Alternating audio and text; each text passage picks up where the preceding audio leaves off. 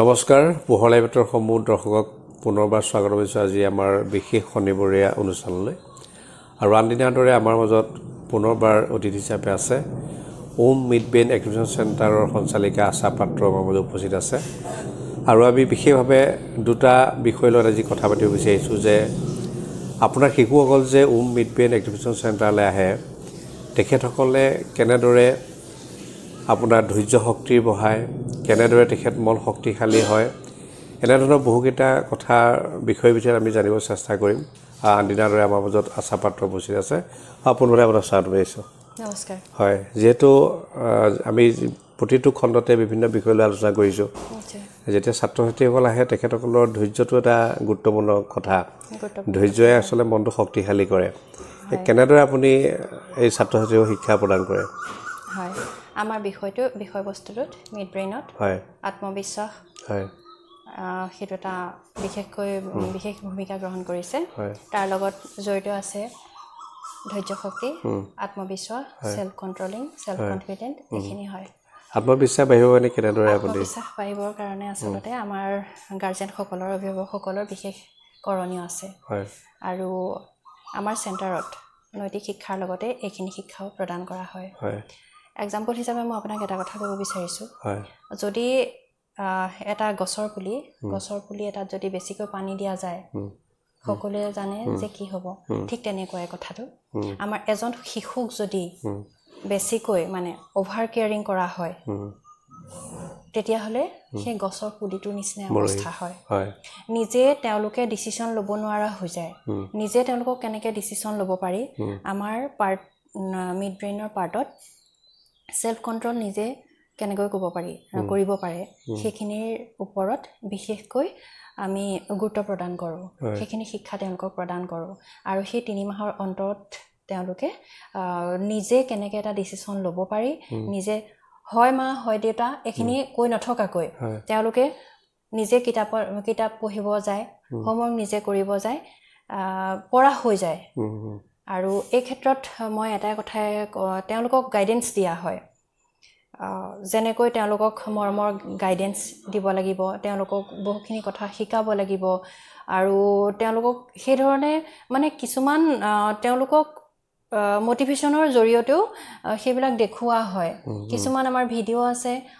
video' system আছে সেইবিলাক তেওঁলোকক প্ৰদান কৰা হয় আৰু আমি কিছুমান ৱৰ্ক কৰিবলৈ দিওঁ এক্সাৰচাইজৰ জৰিয়তে তেওঁলোকক কিছুমান ৱৰ্ক কৰিবলৈ দিয়া হয় তেওঁলোকক প্ৰেক্টিকেলি দেখুওৱা হয় তাৰ লগত তেওঁলোকক এক্সাৰচাইজ কৰিবলৈ দিয়া হয় এটা সৰু এক্সাৰচাইজ ধৰি লওক আমি এনেধৰণে আছোঁ ফিংগাৰ মানে আঙুলিৰ এটা এক্সাৰচাইজ থাকে এইবিলাকে আমাৰ বহুত প্ৰভাৱ বিস্তাৰ কৰে সেইবিলাক তেওঁলোকক দিয়া হয় আপুনি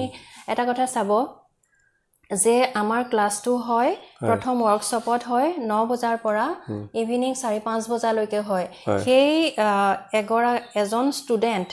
এঘণ্টা তেওঁ নিজৰ টেবুলত বহি থাকে নাই মানক আপুনি আৰু আমাৰ এটা বন্ধ কোঠালিত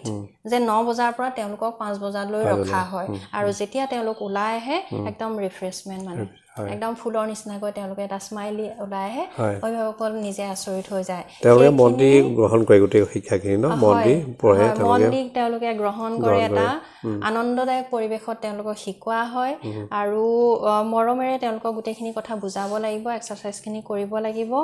আৰু আমি যেতিয়া কথা কৈ থাকো কথা কোৱা আৰু এটা গান শুনাৰ মাজত নিশ্চয় ডিফাৰেন্স আছে হয়নে গতিকে সেই মিউজিকবিলাক আমি কিছুমান তেনেধৰণে এড কৰোঁ গতিকে এটা মানে সুন্দৰ মুহূৰ্ত তেওঁলোকে তাত বিৰাজ কৰিবলৈ পায় আমনি নালাগে আৰু তেওঁলোকৰ আৰু তেনেদৰে আচলতে ধৈৰ্য শক্তি বাঢ়ে এজন ষ্টুডেন্ট আধা ঘণ্টা 1 ঘণ্টা তেওঁলোকে বহি নাথাকে নিজৰ পঢ়া টেবুলত কিন্তু আমাৰ তাত তেওঁলোকে ইমান দেৰি 10 ঘণ্টা 12 ঘণ্টালৈকে ক্লাছ কৰিব পাৰে এদিন নহয় দুদিন তেতিয়াহ'লে অভিভাৱকসকল মই আপোনালোকক এটোৱে কথা ক'ব বিচাৰিম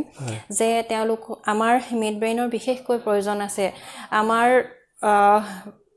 যিটো ব্ৰেইন হয় সেই ব্ৰেইনটোত তেওঁলোকক এক্সাৰচাইজৰ জৰিয়তে এইখিনি দিয়া হয় আৰু এজন ছাত্ৰ অহাৰ লগে লগে তেওঁলোকে ধৈৰ্যশীল হৈ পৰে তেখেতে অধিক মানে কনফিডেন্স হৈ পৰে এটা খুব ভাল কথা আৰু এনেধৰণে বিভিন্ন আমি দেখিছোঁ যে চকুত ক'লা কাপোৰ বান্ধিও তেওঁলোকে কালাৰখিনি ক'ব পাৰে বা শব্দসমূহ পঢ়িব পাৰে এই শব্দখিনি যে পঢ়ে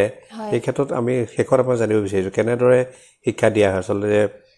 এখন কিতাপখন খুব সুন্দৰভাৱে পঢ়ি দিব পাৰে চকুত ক'লা কাপোৰ বান্ধি কি ক'ব হয় ইয়াত এটা সাউন্ড থেৰাপি দিয়া হয় music therapy educational music therapy এটা দিয়া হয় সেই থেৰাপিৰ জৰিয়তে তেওঁলোকে কিতাপ পঢ়িব পৰা হৈ যায় আৰু আমাৰ মেইন উদ্দেশ্য নহয় যে চকু বান্ধি পেলাই কিতাপ পঢ়াটো কালাৰ কৰাটো ড্ৰয়িং কৰাটো সেইটো আমাৰ উদ্দেশ্য নহয় এতিয়া বহুতখিনি মানে পইচা দিয়া হৈছে তাত নাম্বাৰ কি আছে গাড়ীখন কেনেকুৱা কালাৰ হয় গাড়ী নাম্বাৰ মানে গোটেইখিনি কৈ দিব পাৰে এজন মানুহে কি পিন্ধি আহিছে মেল হয় ফিমেল হয় গোটেইখিনিয়ে তেওঁলোকে কৈ দিব পাৰে কাপটো কি আছে বলটো কি হয় মই গোটেইখিনি ইয়াতে চাইছো কোনটো কালাৰ কেনেকুৱা মিক্স কৰি দিয়া হয় তেনেকৈ কালাৰ মিক্স কৰি দিয়া হয় সেইখিনি তেওঁলোকে গম পায় গোটেইখিনিয়ে গম পায় কিন্তু আমাৰ সেইটো উদ্দেশ্য নহয়